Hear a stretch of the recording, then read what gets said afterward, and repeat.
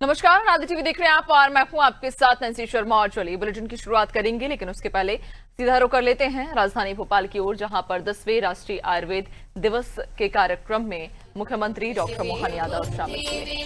साथ में माननीय राज्य मंत्री संस्कृति पर्यटन श्री धर्मेंद्र सिंह लोधी जी, साथ ही माननीय मंत्री उच्च शिक्षा तकनीकी शिक्षा एवं आयुष विभाग श्री इंदर सिंह परमार जी, साथ ही माननीय मंत्री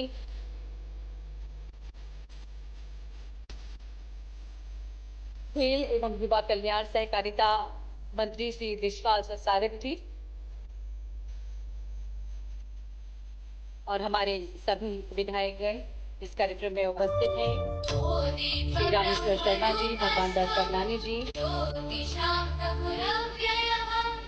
हमारे सभी अतिथि इस कार्यक्रम में उपस्थित हो चुके हैं। एक बार हम चाहेंगे जोरदार तालियों के द्वारा माननीय मुख्यमंत्री महोदय का अभिनंदन करें, स्वागत करें। तालियां भरपूर होना चाहिए। आज का दिवस बेहद खास है। और अब आग्रह माननीय मुख्यमंत्री जी से भगवान धन्वंतरी के समक्ष पुष्पार्चन करें, पूजन करें, पुष्पार्चन करें। हमारे सभी अतिथियों से भी हमारा आग्रह भगवान धन्वंतरी के समक्ष पुष्पार्चन की ओर से किया जा रहा है। माननीय मंत्री जी श्री इंदर सिंह परमार जी माननीय मुख्यमंत्री जी का अंग वस्त्र भेजकर, औषधीय पौधा भेजकर अभिनंदन एवं स्वागत कर रहे हैं। बहुत धन्यवाद। और अब हम आग्रह करते हैं डॉक्टर ई रमेश कुमार जी पीएस आयुष विभाग से कि माननीय मुख्यमंत्री महोदय का अभिनंदन करें, स्वागत करें। मेमेंटो प्रदान किया जा रहा है माननीय मुख्यमंत्री जी को। तालियां हम सभी की भरपूर होना चाहिए।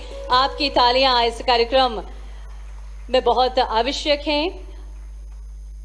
पीएस आयुष डॉक्टर ई रमेश कुमार जी से हमारा आग्रह, माननीय मुख्यमंत्री महोदय का अभिनंदन करें। बहुत धन्यवाद। और अब हम आग्रह करेंगे कमिश्नर आयुष हमारे माननीय मंत्री श्री विश्वास सारंग जी का अभिनंदन करें। तालियां लगातार बजती रहें आदरणीय देवियों सज्जनों। आग्रह माननीय प्रभारी मंत्री श्रीमान चेतन कश्यप जी, माननीय सहकारिता एवं खेल मंत्री माननीय विश्वास सारंग जी, संस्कृति एवं पर्यटन मंत्री माननीय धर्मेंद्र सिंह लोधी जी, पूर्व प्रोटेम स्पीकर श्रीमान रामेश्वर शर्मा जी, हमारे महामंत्री श्रीमान भगवान दास सबनानी जी, माननीय विधायक भोपाल माननीय विधायक विष्णु खत्री जी, आरोग्य भारती से माननीय अशोक जी वार्णे जी, हमारे इस पूरे आयोजन में आपकी महती भूमिका है इस अभियान में। इस अवसर पर माननीय बीएल मेहरा जी और मंच पे उपस्थित बाकी अन्य अधिकारीगण, मंच के सामने उपस्थित स्वनाम धन्य अलग अलग आयुर्वेद क्षेत्र की सभी हस्तियां, पूरे प्रदेश पूरे देश और अब देश से बढ़कर दुनिया के अंदर जिस प्रकार का यशस्वी प्रधानमंत्री का ये कार्यकाल 2014 के बाद जिस दुनिया में भारत की जिस ढंग से पहचान बनना चाहिए, मैं वाकई में धन्यवाद देना चाहूँगा मोदी जी का। कितने क्षेत्रों में कैसे काम कर रहे हैं, कहाँ योग और वहाँ से लेके आयुर्वेद तक लगभग 24 देशों से शुरू सफर हुआ। आज विश्व में 150 से ज्यादा देश आयुर्वेद को अपना के आगे बढ़ रहे हैं। पूरी दुनिया के अंदर आयुर्वेद का डंका बज रहा है। हम कहाँ वो समुद्र मंथन की घटना याद रखें, जब हजारों लाखों साल पहले भगवान का प्राकट्य उस समुद्र मंथन की देव दानवों ने मिलकर के मंथन करते हुए जब अलग अलग प्रकार के रत्न संपदा निकली और अमृत कलश लिए हुए पधारे धन्वंतरी, जिनके लिए दुनिया उस दौर में बाद में ये जो 4 जगहों पे सिम्हस्थ और कुंभकर्ण के नाम से हम उनको जानते हैं, उनकी अपनी गाथा गाते हैं। और वेद और आयुर्वेद में 4 वेद, चारों वेद में से भी अथर्ववेद और ऋग्वेद, इस दोनों के बीच में से अथर्ववेद से स्वास्थ्य से संबंधित सारे मंत्र और आध्यात्मिक ताकत और ऋग्वेद से जोड़ करके ये हमारा उपवेद आयुर्वेद है, जो हमारी आध्यात्मिक यात्रा को इस वर्तमान शरीर के साथ, शरीर मन बुद्धि आत्मा के सामंजस्य के साथ चलाते हुए वात पित्त और कफ की कहानी सुनाते हुए दोनों का तालमेल जुड़वाता है। ये वाकई अद्भुत लीला है, परमात्मा की कृपा है। हमारे बीच इस शरीर के अंदर के नाना प्रकार के रहस्यों से हम अभी उस तरह से जानने के लिए आगे बढ़ते हैं, लेकिन टाइम लगता है। जब एलोपैथिक की तरफ चलते हैं, ये बात सही कि एलोपैथिक की अपनी एक पहचान है, उसका अपना क्रम है, लेकिन एलोपैथिक और आयुर्वेदिक में जो मूल अंतर है, एलोपैथिक में बीमार होने के बाद दवाई से अच्छा करते हैं, और आयुर्वेद के पास जाओ तो बीमार होने का काम ही नहीं रहता, पहले ही वो बीमार होने के पहले से उस बीमारी से निजात दिलाने वाले मार्ग का नाम आयुर्वेद है। ये हम में से, मैं आपसे तो क्या कहूँ, दुनिया परिचित हो रही है इससे। कोविड की बीमारी को स्मरण करो, जब कोविड की बीमारी में अच्छे अच्छे तमाम प्रकार के बड़े बड़े चिकित्सकों के लिए कष्ट का माहौल था, ऐसे समय में जीवन की आशा तो काढ़े पिलाने से आ रही थी। काढ़े के अखाड़े से अच्छे अच्छे लोगों ने हम सबको वहां तक सबको प्रवेश दिया। उन हॉस्पिटलों के अंदर आयुर्वेद के प्रादुर्भाव हुआ, जिसके लिए लगता था कि पता नहीं कोई परमात्मा ने लीला रखी है कि इतनी बड़ी बीमारी लाओ कि अपने आप ऐसा लगे कि बिना आयुर्वेद उद्धार नहीं हो सकता है। अब ये दरवाजा निश्चित रूप से आयुर्वेद के लिए जो खुला है, काढ़े के माध्यम से अमृत पेय के रूप में पूरी दुनिया ने, जब तक कि उसकी सही से दवाई नहीं आई, और ये आयुर्वेद की तो लीला है, प्रकृति के साथ जुड़ करके इसकी कहानी भी कितनी अजब है। हमारे लिए कोई दुनिया का ऐसा जानकारी नहीं है जो प्रकृति के साथ तादात्म्य जोड़ता है एक दूसरे के साथ। ये केवल आयुर्वेद है। अगर हम अपने इस शरीर के रहस्यों की तरफ देखें तो शरीर के रहस्यों की तरफ देखें कि एक शरीर यत पिंडे तत् ब्रह्मांडे, ये बोलने की बात नहीं। एक व्यक्ति के शरीर में हजारों लाखों मुख होते हैं, और हजारों लाखों मुख के माध्यम से उसके पिंड की रक्षा करना चाहिए। ये बोलने में अटपटा लगेगा कि हजारों लाखों मुख कहाँ होते हैं, लेकिन रोम रोम के अंदर जैसे ही आप जाओगे तो अपने आप थेरेपी से ये हजारों लाखों मुख तक अपनी जो दवाई औषधि पहुंचाते, ये निरोग रहने के लिए इससे बढ़कर कौन सा मौका मिलेगा। ये रोम रोम के माध्यम से हर एक जगह से हमारे इस पूरे शरीर की, ब्रह्मांड की रचना और शरीर की रचना की समानता तो है। इसलिए मैं आप लोगों के बीच में ज्यादा न बोलते हुए, जिस प्रकार से सुश्रुत संहिता में 300 से ज्यादा प्रकार की सर्जरी का उल्लेख हमारे आयुर्वेद में, हमें इस बात का गर्व है। आज के समय में भी भारत सरकार ने उसकी मान्यता देते हुए आयुर्वेदिक कॉलेजों के अंदर वो उस प्रकार की व्यवस्थाओं को बढ़ावा दिया है, जिसके आधार पर हमारी सभी प्रकार की सर्जरियों को उस तरह से ही देखा जा रहा है। और एम्स, नाम तो एम्स था, लेकिन आयुर्वेद ने देर से प्रवेश किया, लेकिन कोई बात नहीं, देर आया दुरुस्त आया। अब आयुर्वेद के खुद के एम्स खुल रहे हैं। मेरी अपनी ओर से बधाई। आज अपने बीच बदलते दौर में हमारे पास इस नई धारा के आधार पर वर्तमान के लिए, और जैसे मैंने कहा कि प्रकृति के साथ हमारा तादात्म्य कैसा है, जहां बीमार है कोई ऐसा पैथी नहीं है, भगवान की लीला है। कोई भी बीमारी हो, वो बीमारी जहां होगी उसके आसपास में ही 10-5 किलोमीटर में आयुर्वेद के पौधों में उसका इलाज होगा। ये कोई मार्ग जानता तो वो आयुर्वेद वाले ही जानते, और कोई नहीं जानता। ये बड़ा रहस्य भी है, ये बड़ी चुनौती भी है। हमारे बड़े से बड़े डॉक्टरों के पास चले जाओ तो डॉक्टर के साथ एक संकट है। बाकी डॉक्टर तो चिट्ठी पे अपने अलग से कोई अपनी दवाई लिखेंगे, और दवाई की दुकान तक जाने के बाद आपका इलाज होगा। लेकिन ये आयुर्वेद का इलाज है कि दवाई नहीं है दुकान पे तो आयुर्वेद का डॉक्टर निकलेगा, 10-5 अपनी तमाम प्रकार की दवाई खुद ढूंढ लेगा प्रकृति से, और कूट पीट करके आपका इलाज पक्का कर देगा। आपके लिए कोई परेशानी नहीं आने वाली। ये रामायण काल से हम सब जानते, लक्ष्मण जी के जीवन को बचाने के लिए भगवान राम के काल से आयुर्वेद ने सदैव अपनी महत्ता सिद्ध की है। आज के इस अवसर पर जब आयुर्वेद की बात करता हूं तो मेरे अपने जीवन में भी बहुत भयंकर से भयंकर भी कष्ट हो, तब भी मेरा भरोसा आयुर्वेद पे ही रहता, ये मैं पक्का कह सकता हूँ। आयुर्वेद के बाहर नहीं जाता। आयुर्वेद के माध्यम से आज भगवान की दया से, आयुर्वेद के संपर्क में आने से, वैसे बोलना नहीं चाहिए, लेकिन भगवान की दया है, ना चश्मा लगा है, ना बीपी है, ना शुगर है, ना कोई दूसरी बीमारी है। 60 के पार तो हो गया हूं, लेकिन ये परमात्मा की दया। इस कहानी का आयुर्वेद के माध्यम से मैं इतना ही बताना चाहता हूं कि हमारे सबके जीवन से जिस भी प्रकार की बीमारियां हो, आयुर्वेद पर अगर आप भरोसा करते हो और आयुर्वेद के माध्यम से अपने नियम संयम के साथ और ये जो दैनिक दिनचर्या के ऊपर आप अपने ढंग से चलते हो, तो निश्चित रूप से ये जो आयुष्मान भव का आशीर्वाद देते हैं वसुदेव कुटुंबकम के माध्यम से, सच्चे अर्थों में वो सार्थक होता है किसी मार्ग से, तो आयुर्वेद से ही होता है। मेरी अपनी ओर से आप सबको पुनः बधाई। जब अपन आयुर्वेद की बात करते तो धनतेरस से जुड़ी हुई कहानी थी, और ये बात भी सही कि हमारे सुखों की तुलना में पहला सुख निरोगी काया से बात कही है। सुख के तो बहुत प्रकार है, लेकिन सुख में शरीर का सुख सबसे बड़ा सुख है, और सबसे बड़ा सुख आता है तो ये धनतेरस से जोड़ के भी देखते हैं कि धन बाद में आएगा, धन का करोगे क्या, शरीर लायक नहीं तो ये धन धरा रह जाएगा। ऐसे में धनतेरस से धनवंतरी की उत्पत्ति मानी है, लेकिन धनतेरस तिथियों के आधार पर बदलती रहती है।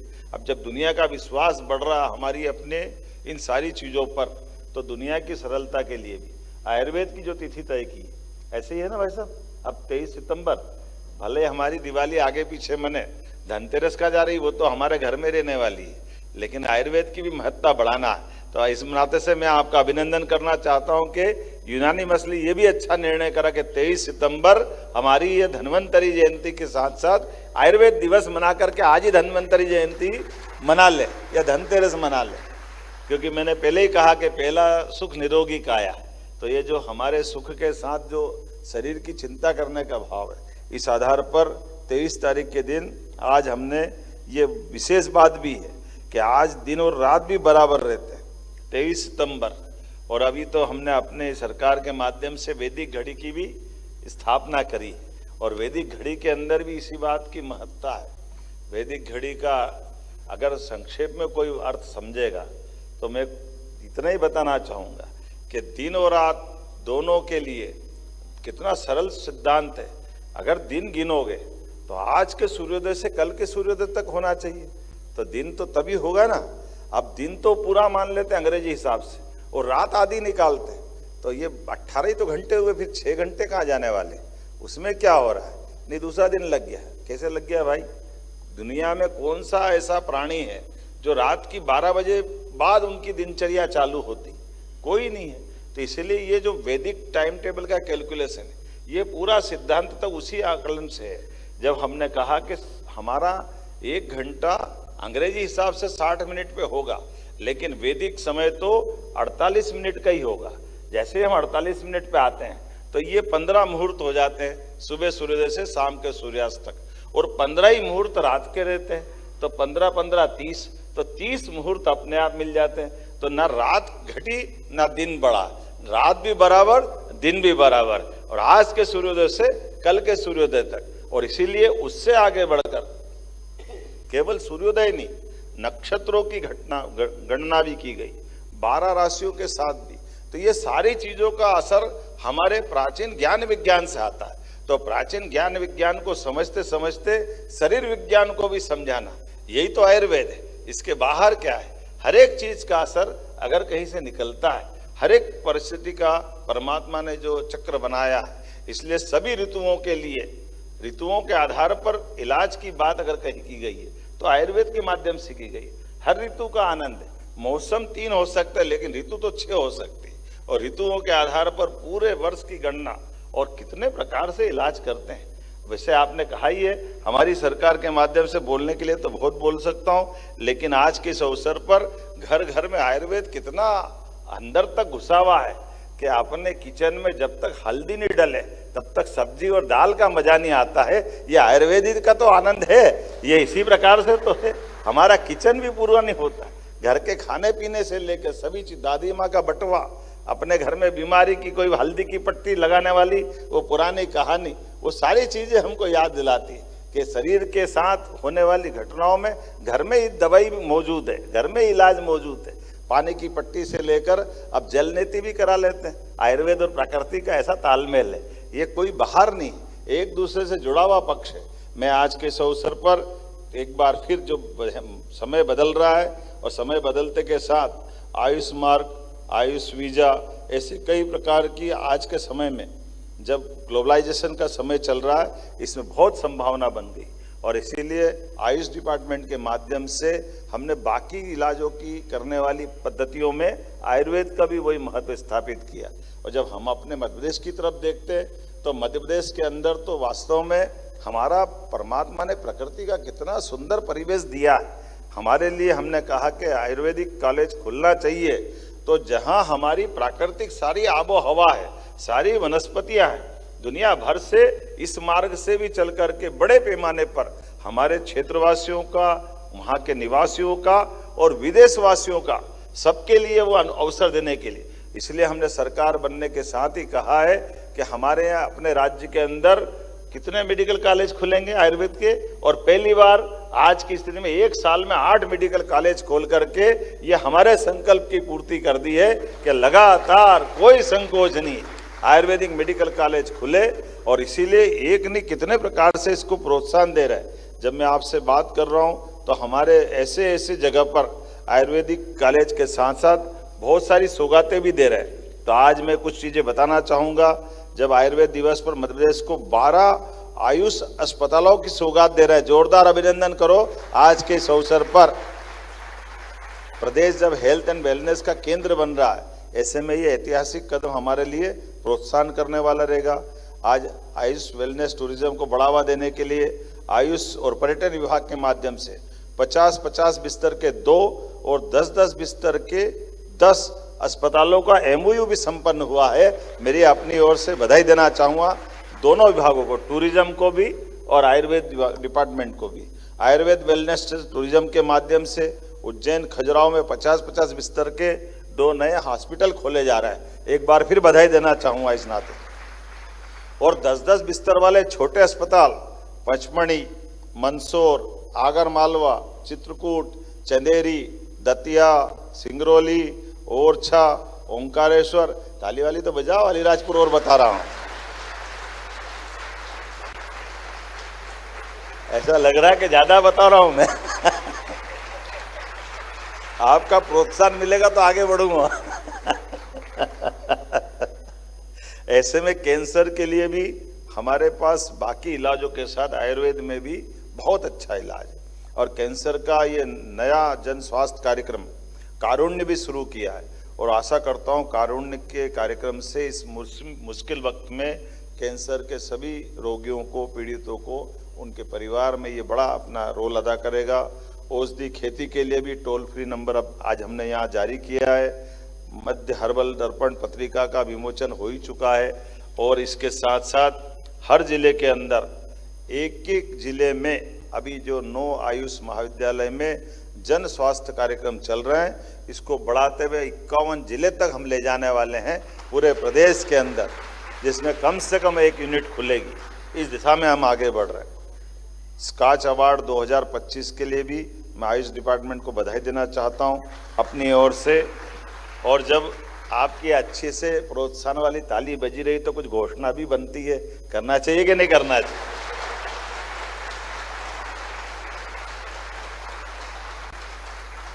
तो स्नातक और स्नातकोत्तर पाठ्यक्रम में प्रदेश में दोनों डिपार्टमेंट की दृष्टि से ये जो हमारे शैक्षणिक और गैर शैक्षणिक पदों की पूर्ति करते हुए नए पदों का सृजन करते हुए इसमें हम संख्या बढ़ाने जा रहे हैं। विभाग को बधाई देना चाह रहा हूं। आयुष विभाग के समस्त आयुष चिकित्सा अधिकारियों को 6600 ग्रेड पे में आते हैं, उन्हें वरिष्ठ पद नाम देते प्रथम श्रेणी का बनाने की घोषणा करता हूं।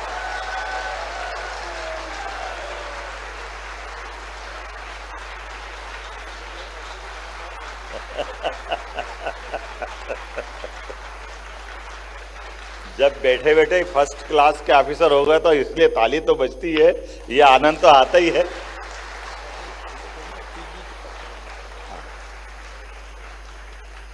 स्वास्थ्य विभाग की तरह आयुष विभाग के विशेषज्ञ और चिकित्सा अधिकारियों को शैक्षणिक संवर्ग के समयमान और चयन वेतनमान TSCP योजना लागू की जाएगी।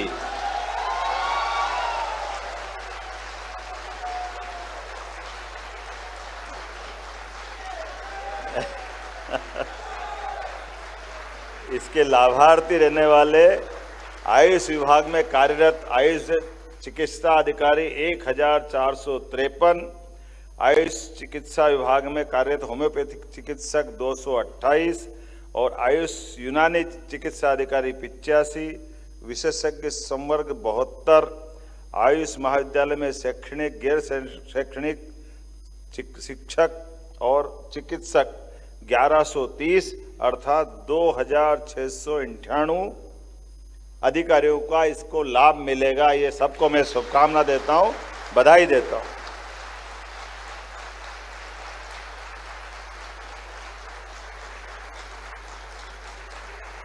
जब आपके तालियों के आनंद आ रहा तो थोड़ा सा और हाथ लाल कर लो। आयुष फार्मेसियों को भी सशक्तिकरण करने की घोषणा करता हूं। इसी के साथ साथ स्नातकोत्तर उपाधि धारक आयुष चिकित्सक अधिकारियों के लिए 3 अग्रिम वेतन सुविधा भी जो 2005 से समाप्त कर दी गई थी, उनको पुनः लागू करने की घोषणा करता हूं। इससे 300 आयुष चिकित्सकों को लाभ मिलेगा। अब आज ही सब घोषणा मत कराओ, अगली बार के लिए भी रख लो। लेकिन एक बात जरूर है, हमारे सारे आयुर्वेदिक कॉलेजों के अंदर जब यूजी हो रहा तो पीजी ने क्या बिगाड़ा। तो सारे कॉलेजों में पीजी कराने के लिए हम अपने तरफ से घोषणा करते हैं, सारे कॉलेजों में पीजी भी बच्चे पढ़ने के लिए मौका पाएंगे और कोशिश करेंगे आयुर्वेद के माध्यम से देश में सबसे बेहतर आयुर्वेद की पढ़ाई और आयुर्वेद की संभावना वाला राज्य अगर कोई बनेगा, निश्चित रूप से मध्य प्रदेश बनेगा। इस भावना के साथ आप सबका अभिनंदन, बहुत बहुत धन्यवाद। हार्दिक धन्यवाद माननीय मुख्यमंत्री महोदय। आज विश्व आयुर्वेद दिवस पर इतनी सारी घोषणाएं करने के लिए, इतना सारा लाभ इन सभी को प्रदान करने के लिए तालियां एक बार जोरदार माननीय मुख्यमंत्री जी के लिए। संतोष और खुशी के भाव इन सभी के मन में है। एक बार जोरदार तालियां पुनः। विश्व आयुर्वेद दिवस का यह आयोजन निश्चित ही हमें यह संदेश देता है कि मनुष्य और प्रकृति यदि साथ साथ चलें तो न केवल मानव समाज बल्कि संपूर्ण पृथ्वी स्वस्थ और खुशहाल हो सकती है। और माननीय मुख्यमंत्री जी के नेतृत्व और मार्गदर्शन में ये विश्वास और भी प्रगाढ़ हो जाता है कि आयुर्वेद का ये प्रकाश जन जन तक पहुंच रहा है और हमेशा पहुंचता रहेगा और धरती को भी संतुलित और सुरक्षित बनाएगा। माननीय मुख्यमंत्री जी का आमद का हम बहुत अभिनंदन करते हैं। आप सभी की ओर से हम बहुत धन्यवाद करते हैं और धन्यवाद के भाव और मुख्यमंत्री जी और सभी अतिथियों के प्रति आभार व्यक्त करने के लिए हम आमंत्रित कर रखे हैं संजय मिश्रा जी, अपर सचिव आयुष विभाग।